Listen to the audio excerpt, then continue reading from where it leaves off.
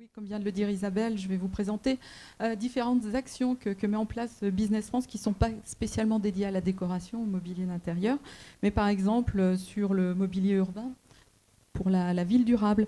Et dans le cadre de la famille Mieux vivre en ville voulue par Laurent Fabius il y a quelques années, Business France organise sous la marque Ombrelle Vivapolis, que certains connaissent certainement, des colloques à travers le monde pour présenter et partager l'expérience des grandes métropoles françaises, mais aussi des savoir-faire français en architecture, en urbanisme, en ingénierie, construction et équipement.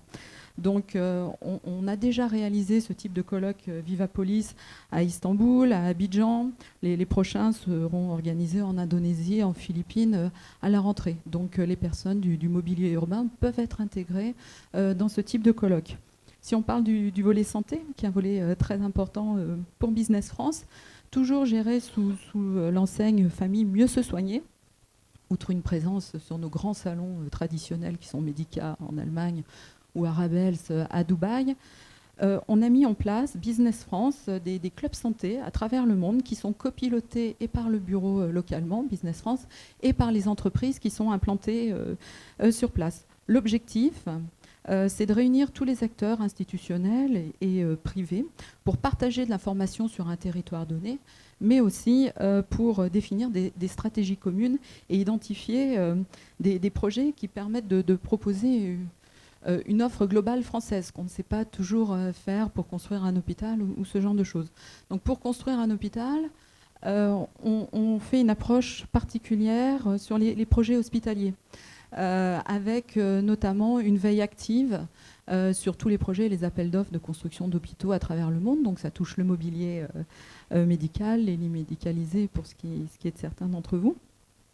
Moi j'ai une anecdote sur le Vietnam, où j'ai passé mes 5 dernières années. Il y avait un projet financé par la France dans un hôpital du sud de Vietnam.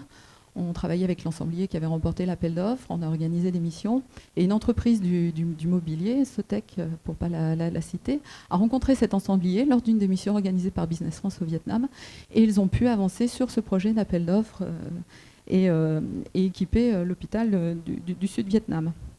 On s'associe également sur le secteur santé à la démarche qui a été mise en place par CCI International, qui est Export et Santé, et qui est là aussi, a pour objectif de fédérer l'expertise française des hôpitaux, par exemple de l'AP-HP, qui a une forte expertise, et puis des savoir-faire français, puisque en France, on est capable d'équiper quasiment un hôpital en entier.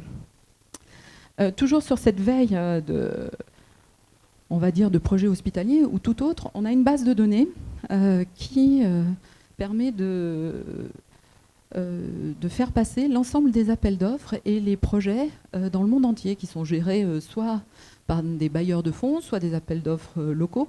Et là, pour du mobilier de bureau, par exemple, pour des lits d'hôpitaux, pour du mobilier d'une manière générale, vous pouvez mettre en place une veille sur un certain nombre de pays.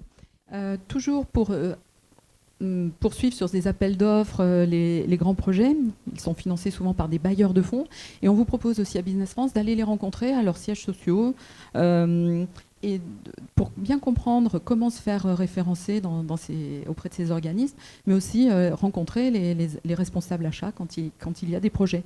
Par exemple, on va organiser une rencontre en novembre prochain au siège des Nations Unies, où vous aurez accès à l'OMS, au commissariat aux réfugiés, au comité international de la Croix-Rouge. Pareil pour le médical, ça peut être une source de marché. Je vais poursuivre rapidement sur le volet de décoration, mais avec une niche, qui sont les entreprises du patrimoine vivant, avec un soutien financier de la Direction générale des entreprises à Bercy. Nous mettons en place, avec Formatex, notre partenaire, des formations sur les fondamentaux à l'export, par exemple, qui chaque année regroupent une quinzaine de nouveaux labellisés ou des primo-exportateurs qui souhaitent s'engager à l'international. Autre action aussi, nous invitons des prescripteurs étrangers sur le salon du patrimoine pour qu'ils puissent rencontrer les entreprises du patrimoine vivant et ensuite les référencer dans leurs projets d'aménagement, de restauration du patrimoine bâti ou non bâti. Par exemple, pour 2017, on a 3 pays, on va essayer de faire venir des architectes d'intérieur sur la Suède, l'Allemagne et le Royaume-Uni. Je terminerai sur la déco, sur nos expositions scénographiées. qui sont les arts de vivre à la française. La prochaine édition aura lieu à Shanghai. L'idée, c'est de sortir du showroom et de montrer aux VIP, à tout ce que compte le secteur de la déco localement, les savoir-faire français d'excellence dans le luxe et le très haut de gamme. Nous aurons 25 entreprises présentes sur le prochain art de vivre, dont 16 entreprises du patrimoine vivant. Le label est mis en avant et il y a aussi une subvention pour ces entreprises du patrimoine vivant qui participent à cette exposition d'art de vivre. Autre volet, on en a parlé tout à l'heure, sur le e-commerce. Nous avons aussi des sessions de formation sur comment vendre à une plateforme de e-commerce à l'étranger, parce que ce ne sont pas les mêmes codes si on vend une plateforme de e-commerce en Chine ou en Russie.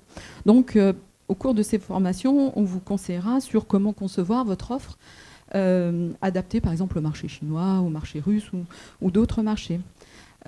Autre secteur qui peut vous intéresser, c'est le secteur de la franchise. Là aussi, on met en place des rencontres dans des pays pour rencontrer soit des investisseurs ou des masters franchisés qui pourront vous permettre d'avancer dans votre développement sur certains pays.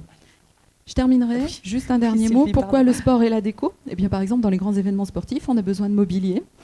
Là aussi, on a toute une action dans le cadre de la filière sport, en coopération avec le ministère des Affaires étrangères, avec Bercy, avec le ministère des Sports, bien sûr, pour mettre en place une filière sport où tous les acteurs, publics, privés, vont se regrouper et aller de l'avant, notamment à l'international. J'étais cette semaine, par exemple, avec une délégation de très haut niveau du Cameroun pour l'organisation de la CAN, championnat africain des nations de foot. Joker.